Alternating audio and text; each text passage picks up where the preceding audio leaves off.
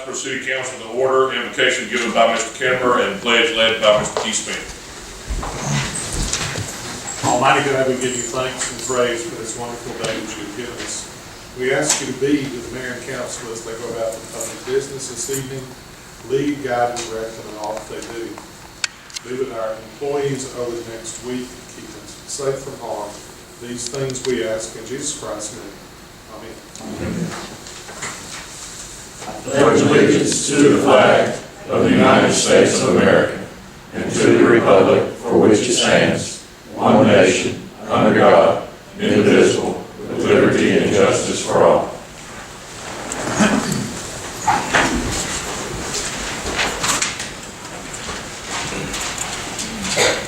Before we get started, we're going to add two items to the work session tonight. Number 8 will be the conveyor belt for solid waste department, and number 9 will be Rock Street. First on the agenda this evening is public hearing. That is the time and place for public hearing in the application for alcohol license by Ms. Crystal Chin. Doing business is Senju Sushi, Hibachi, and Seafood. Ms. Phillips, you want to share the particulars? The applicant is Crystal Chin, type of license, retail beer and wine, on and off premise. Establishment is Senju Sushi, Hibachi, and Seafood, located at 24961 Highway 72 East, Suite B. There were 6 businesses surveyed with no objections. The nearest church and school footage requirements are met. The license application is in order. Health, fire, and building inspections are pending final inspection, and zoning verification complies. Is there anyone here in addition to the applicant that is in favor of this application? Anyone in favor? Is there anyone here that is opposed to this application? Any opposed? And where is this the new? It's this one, Scottsboro.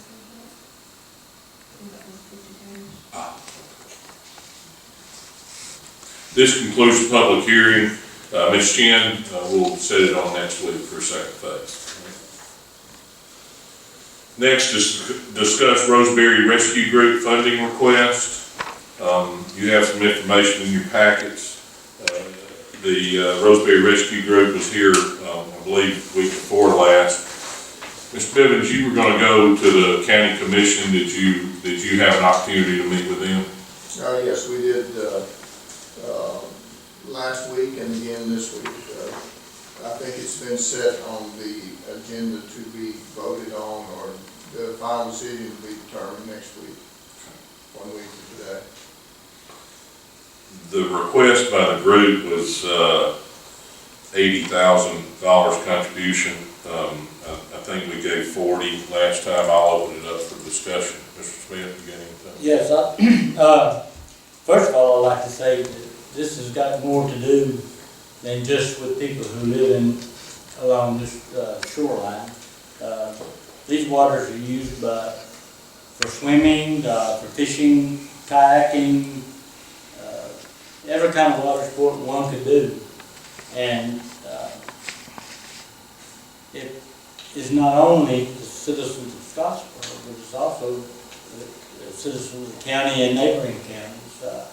Because it's getting to the point where when we do help them and when they do what they do, it's one of the few stretches of water along residential areas where people can do those things. Because everywhere else is covered by milfoil.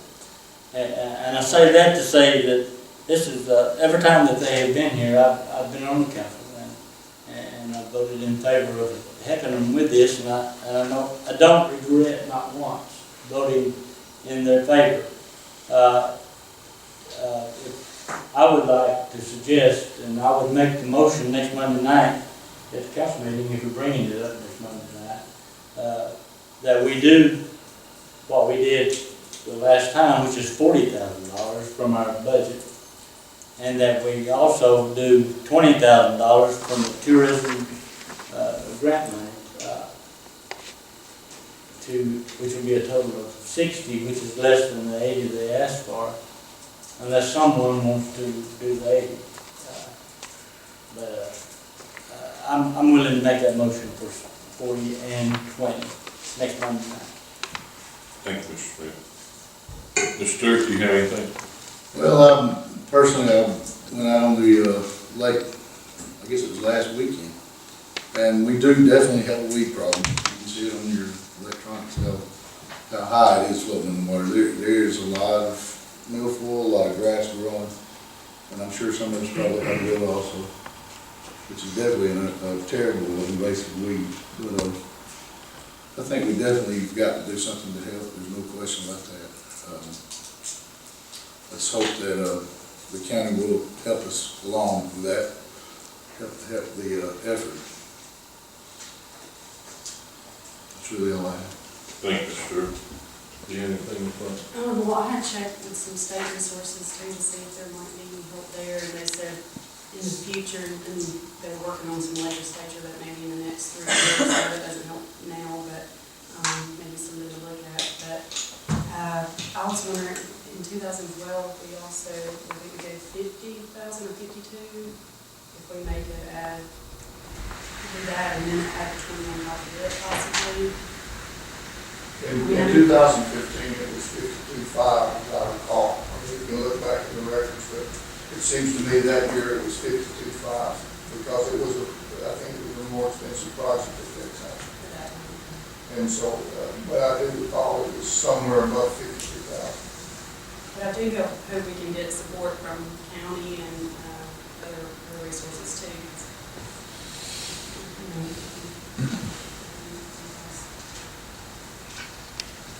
One more thing. Yes, sir. They,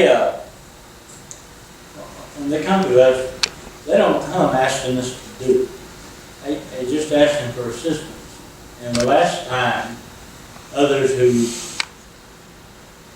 thought, and they thought were gonna participate, didn't participate. And they had to do what they had to do, plus we did what we did, but then they had to go to the bank and borrow money, in their own name to help finalize funding this project.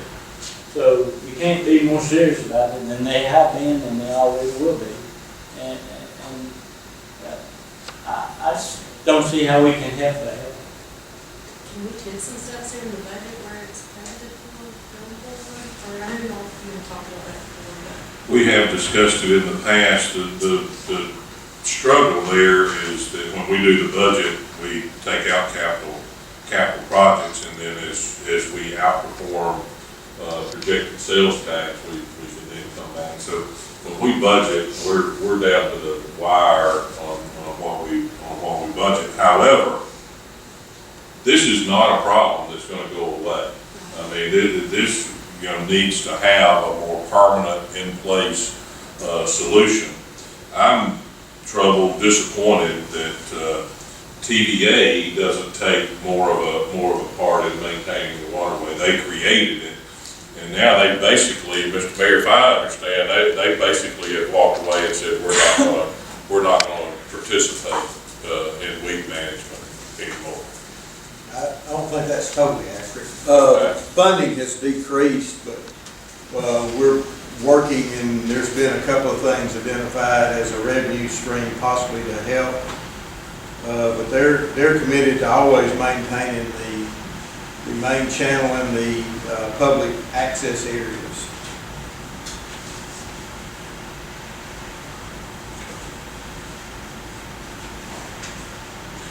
We'll put it on next week to take a vote. Mr. Bennett. Thank you. Next is storm shelter bids. Oh, I'm sorry, I got off the line. Next is discuss resolution to apply for HSIP funding for Highway 72 and County Park Road intersection. Am I to understand, Mr. Mayor, we have a new drawing or design? Yes, sir. Packet? Whitney got it today, in the packet there.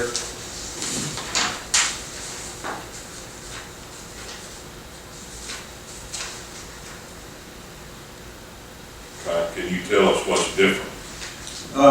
They've got a right turn lane into Taco Bell to help with the stacking of the traffic at their I guess their order line, drive-through line. They agreed that the closing of the entrance exit there for Calvary Baptist Church was not an issue based on the hours of usage. They felt strongly the closing of the lower exit of Taco Bell was necessary. Of course, they've had the right turn lanes on both proposals on County Park Road.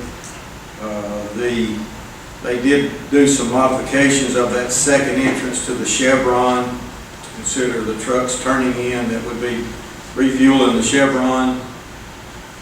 And the access road on the west side up there, they shortened that because that was all that was really needed to give you access to that road that goes up towards Hardee's and the insurance in those places. They being the group that you hired to draw this? Well, we all hired them, but this went through ALDOT. They have to approve this. They did not, maybe I misunderstand, but John Cooper, Mr. John Cooper is over ALDOT. Yes, sir. And when y'all had a meeting with him about this, and you handed him his plans, what did he say about it? I was not present when this was handed to me. It's my understanding, he said that we didn't have a traffic problem. If one thought that we did go with him, and he could show us traffic problems. And I guess when you look at this, how much did this so far cost, this plan? I don't know right now, sir, how much this engineering study was. You remember? 34. 34. 38,000. Last. And the redo, did it cost anything? No, sir. So if we approve what you're asking, and we send it to ALDOT, and he doesn't think we have a problem, do you think they're going to approve that? All I can say is we would not have gotten something to this point in time if ALDOT had not signed off on it. Now, whether he has physically laid eyes on it himself or the people under him, I can't answer that. It's my understanding that he doesn't think we have a problem. And to me, how much, do we know what's going to cost? It should be in your packet. I haven't. Can you give me a, you know? I think the total project is somewhere around between $600,000 and $700,000, and it qualifies for 90% funding for safety enhancements. What if we spend $600,000 or $700,000 and it doesn't accomplish what we said, what y'all think that it's going to accomplish? We've just wasted that kind of money when we've got an intersection at Western Citizen where more people are being killed than any other intersection in Jackson County. And we need to be working on that. They have been working on 72 and 79, and this has improved, but still needs room for improvement because this is a deadly intersection as well. And then our intersection at County Park and 72, we have a number of wrecks. I think y'all, early in the game, y'all gave us a number of how many wrecks we had. All of them were rear enders, and most all of them didn't result in any serious injuries, and I'm sure a big part of all of them were people texting and looking up and down to hit somebody. So I guess my concern is we're spending an awful lot of money. We don't really know that it's going to improve not one thing, except we do know that it's going to affect a lot of business in that area adversely. I don't even know, to do what with. I mean, I just don't, I like us to look at this for a while before we go passing even the request. Because I really don't think the request will be approved. And if it doesn't, we've wasted a lot of money. Thank you, that's all. I will say I had the opportunity today to speak with a McDonald's franchise owner, not this franchise owner, but in another market that had done a similar design to the road frontage in front of them, forced them to cut off the left-hand access from the opposing traffic. And I asked him if it had impacted their business at all, and he said not in the least. So I guess the one question I had is, in this design, is the U-turn going to be allowed there off of 72, at Yes. County Park and the other Yes. intersections? So you can make a U-turn at those Yes, two, we haven't, those two intersections. we haven't double checked that turn radius. I mean, again, at this scale, it's kind of hard to Yeah, I tell. agree. What about the gas delivery truck for the Chevron? We've talked to them to make a U. no, they would go to Broad Street and come down and come back up. And Steve understands that. He had just requested that, since it's not a daily fuel delivery, that, this second entrance here be modified. And it would still could be changed some when they actually, if approved, did the construction documents.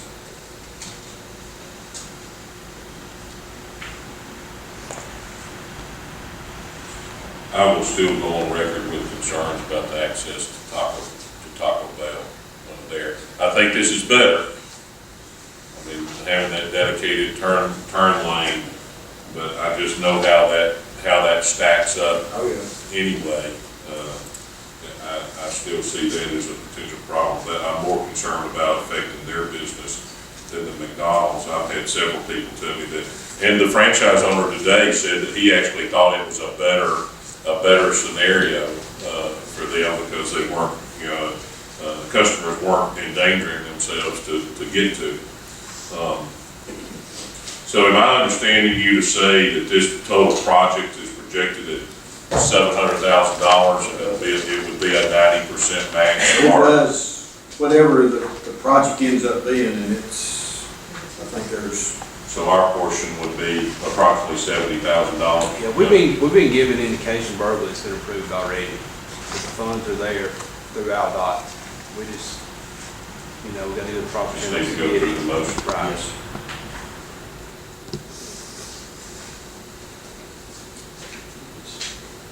Any other discussion? So all of the businesses you're expecting now, were in agreement with Mr. Mayor, you had a meeting with the businesses. once we, like I said, we just got this revised, and then we had told them we would email it to them, and then we would have a follow-up meeting. If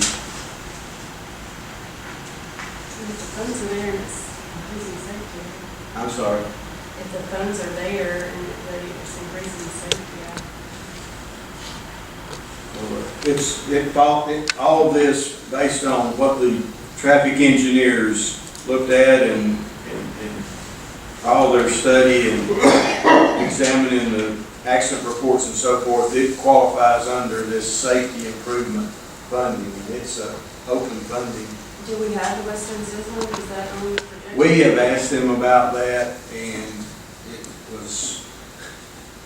it hadn't been a real successful discussion at this point in time. And my understanding was, when we originally talked about this, Mr. Mayor, that they were also going to look at the intersection there over the hill at Piggly Wiggly. Have they had any discussion? They did not see, the only thing they could recommend was the Broad Street County Park intersection, asking the buses to go down further and turn left. But in talking to Mr. Ball and Dr. Reyes, they don't want to have their buses turning left without that traffic signal. And that's why they come over the hill, so to speak, and turn left on Highway 72 at that point. The other thing was, just in joking, they said you could buy property and straighten up this road and that road, but it was not a doable situation. The only other thing that they recommended, and it would all be city taken care of, is the County Park, Scott Street intersection there by the clay pot and that political triangle there. That's where I'm talking. Oh, I'm sorry. That would become a four-way stop. And the merge in front of the church, that part would be taken out. So if you were going to turn right on the Scott, you would still pull up to a four-way stop there and turn right. I'm sorry, I thought you was talking about because they did look at all the way over to Cecil Street.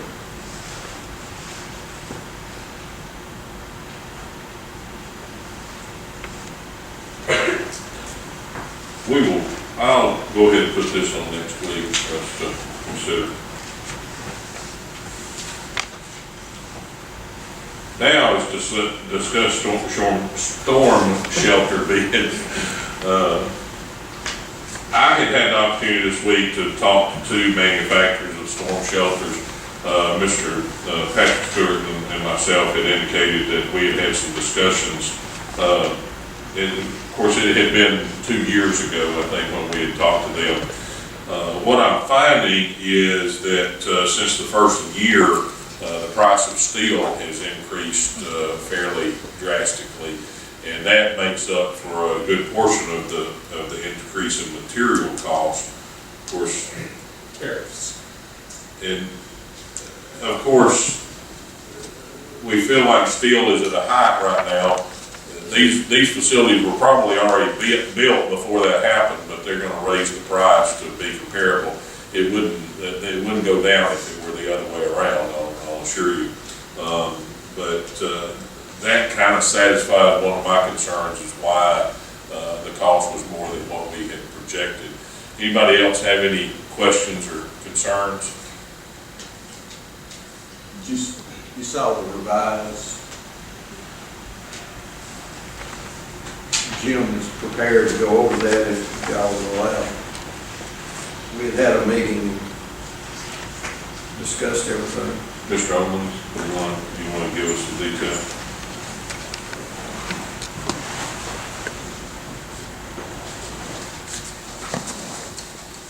Thank you. We've had some meetings and discussions with the low bidder, Survivor Storm Shelters, and we did some value engineering. You can see the 3 ticket items that were taken out of the $85,000 original budget. The generator is being donated by the Water Sewer Gas Board. The LP tank and enclosure now are not needed because it's a natural gas fired generator, and natural gas is available right on the street there, so they would be powered by a natural gas line that the water, sewer, and gas would hook up, so that's not needed. The chemical toilet would be removed. In its place, a permanent toilet would be installed because, again, sewer is right there available, and so that's a savings of another $3,000. So there's a total reduction of over $13,000 from the original $85,000 bid. In addition, on the addition side, the generator requires a FEMA certified cage, and very specific on that. So we have a tentative add-on of $2,500 for that cage, which results in I say tentative because in the interest of trying to get this thing moving, we haven't firmed down to the penny exactly or confirmed everything. These are preliminary numbers that we have. But in the absence of any big difference, these will be good numbers. But the resulting is that a tentative contract price to them would be $73,780. We would propose that the project have a 10% contingency for any potential changes. We don't anticipate any, but in the case that they come up, we propose that the council president, we would review those with the council president prior to authorizing those expenditures to be made. It's important that there be some process for change orders to keep projects moving. Otherwise, the whole thing just stops. A couple of notes here. Look at number 6. That is a big item. The bidder will reserve, if requested by the city, a second shelter at the above pricing for 120 days with 50% down payment. current new pricing of this same unit has increased approximately $15,000 due to steel tariffs. So if they quoted this new today, they said it would be about $15,000 higher. That's just on the shelter. Yeah, just the shelter. So they haven't made well, I don't know whether they've made these or not yet. Typically, they don't, they get approved drawings because there's a tweak here, a tweak there. Well, they haven't made these because one of the things they'll have to add is a vent pipe to the shell for the toilet. So they make these as they receive orders. So we're proposing that the contract price be authorized for that, but that the project budget be approved for the $81,000 with all change orders being approved by the council president to keep the project moving. Any questions or comments? $15,000 again. Say that again. They said, we asked them, and they said, if this was being, when we were talking about the second unit, they said if we quoted this new today, the bid came out, bid request came out today, and they were bidding it today, it'd be $15,000 higher. So the $54,000 price they had for the shell would be like $69,000. Between $65,000 and $69,000, but $12,000 to $15,000 higher. Because it's been a $15,000 in the short time that they gave us this other bid to now. They're not increasing this 15. No, I'm talking about the next. If we were to We're talking about the price of steel. Well, the tariffs just went, I think were announced, what, a month, 2 months ago? So it's pretty recent. I will say that one of the manufacturers that I talked to actually a different manufacturer that in my opinion is a more aesthetically pleasing facility. And they were $20,000 above this number, and they said the reason for the difference was the price of steel. When Jim and I had the conference call with the company Friday, and we were discussing it, and I was asking them about lead time because of concerns, because in talking to Woodville, they've been pushed out 6 months on their delivery because of steel and so forth, and she just happened to mention that they were in discussions with a new company located in Bridgeport that they were buying 3 large units, and that they would actually, if we got approved, put ours in production with those, and it would be about an 8-week lead time is all. But that was what led to the conversation about could we lock in a second unit. And she said you could do it now, but in a month from now we couldn't, and we're having to order still and get commitments and that sort of thing. And that's when she said that it would be a 50% down payment just on the unit, not the total deal. Yes. And that was good for 120 days, which could probably be pushed out a little more based on, the main thing would just be to lock in the price, and that's, I don't know if that's a binding commitment at that. But the commitment is less than 20, you got to make that commitment less than 120 days. 4 months. Yeah. But I think that's, the 120 days is when you make final payment or something like that. But go ahead and, it'd have to be a pretty current, or pretty soon commitment for the second unit. Yeah. They're not just going to hold it for 4 months and say, okay, now you can buy it at this price. It won't be that. Of course, the thought is the steel market is going to be in flux for some time. It could move in the other direction once the tariffs take over, but it could go through the roof. So if you had a crystal ball, you'd be able to make an intelligent choice there. So, Mr. Onlees, what you're asking for is a project cost of $73,000, but approximately an $80,000 not to exceed. Yes. The contract price would be $73,780 to the bidder, but the project cost would be budgeted at $81,000. Good one next week. Okay. Anybody else have any questions or comments?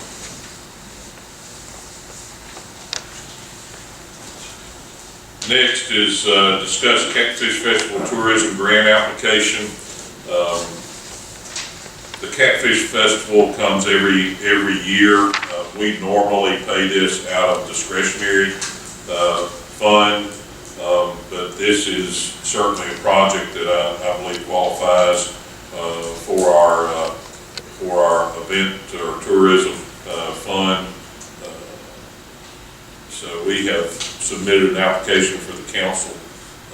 Any questions or discussion? Being none, we'll put it on next week for approval.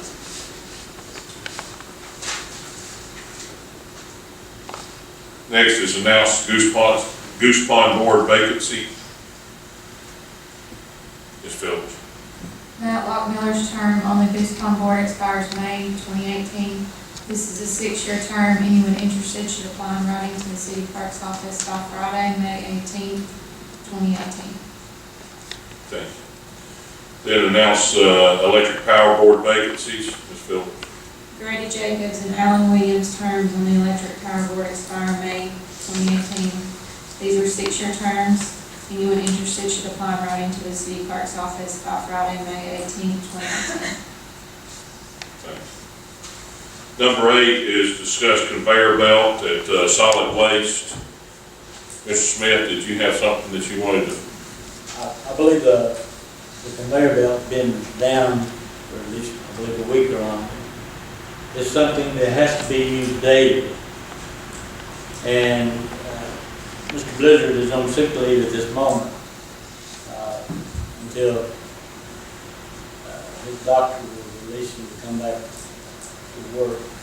And he has always been able to, he's not an engineer, but he's been able to engineer remodeling and redoing and fixing this conveyor belt and keep it running. He's been to us on a number of occasions, and we've been able to give him the money to fix it, but it's almost to the point of not being able to be fixed. They came today, I think, and looked at it to see if they could repair it, and if not, we will have no option but to replace it. It was, 9 years ago, we were looking at replacing it, and it was $50,000 then. I'm sure for the price of steel, I'm sure it's high today. But I don't know that they can repair it. But we have to have it, especially with the recycling and all the stuff we use. And I assume that Mr. Blizzard will be back to work shortly. There's a lot of technical stuff going on in regard to his sick leave, trying to get it worked out with his doctor. But he is the only one, again, kind of like the landfill. He's the only one that can take care of this problem. And he's not here right now to take care of it. Hopefully he will be shortly. But we gotta have it. You can't do it manually, what this conveyor belt does. So by next Monday night, we should have an answer as to what it would cost to fix it, if we can fix it, what it would cost to replace it, if we have to replace it. And hopefully it'll be back to work. Anybody else?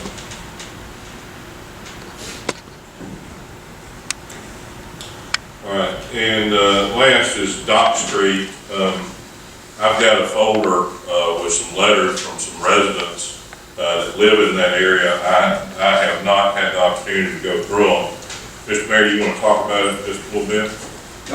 I have been approached a while back by some of the residents about some trash dumping on Dock Street and all, and the street department did get that cleaned up, and then some others had contacted me, and I had sent an email to all of y'all asking about the possibility of closing that road, and included the electric power board, and water, sewer, gas, and I think the police department around.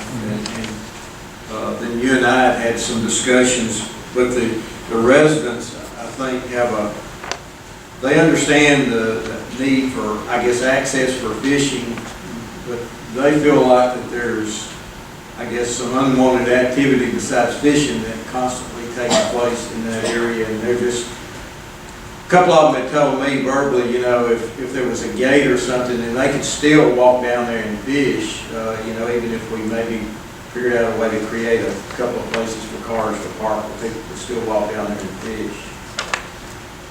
That's about it. You have anything else, Ms. Bowman? Have y'all had a lot of, I'm gonna say this.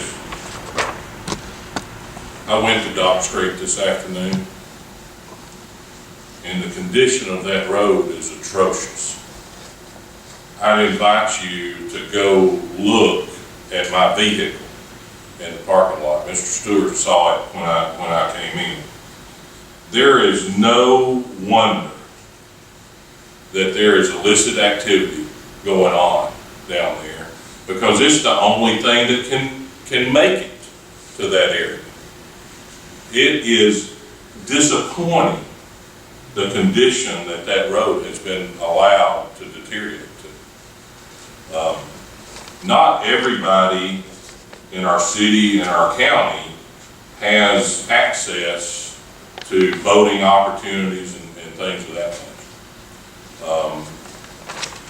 I believe that the answer is not to limit access, but improve access,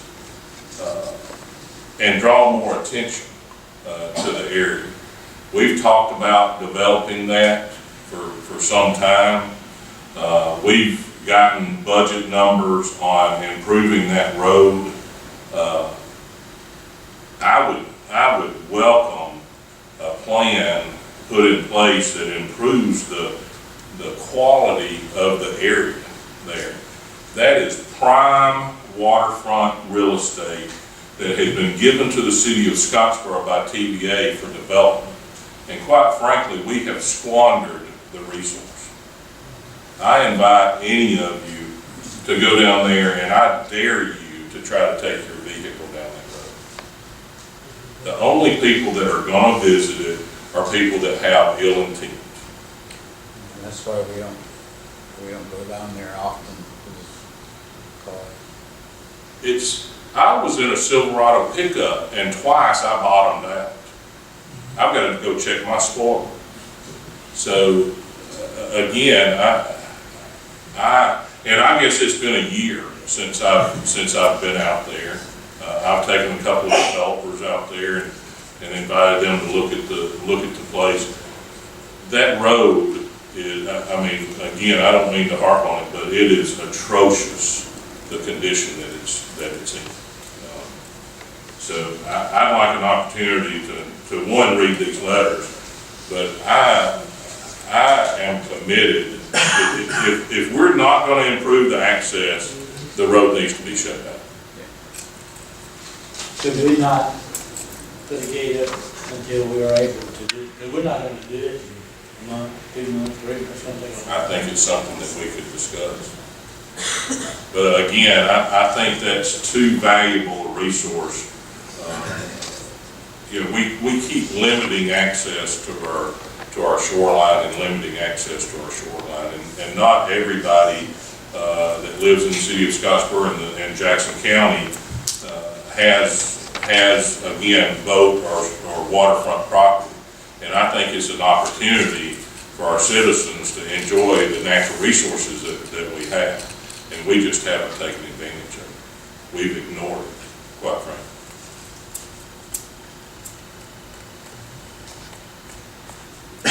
For the homeowners out there, I apologize. Thank you. We should do a better job with what we have. Anybody else have anything?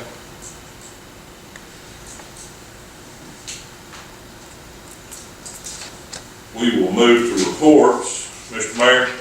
I don't have anything tonight. Thank you. Ms. Butler? I don't believe in this. Mr. Gary Stewart? I don't have anything tonight. Thank you all for coming.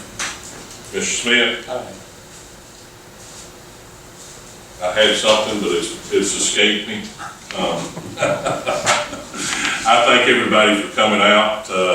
we'll stand adjourned until next week.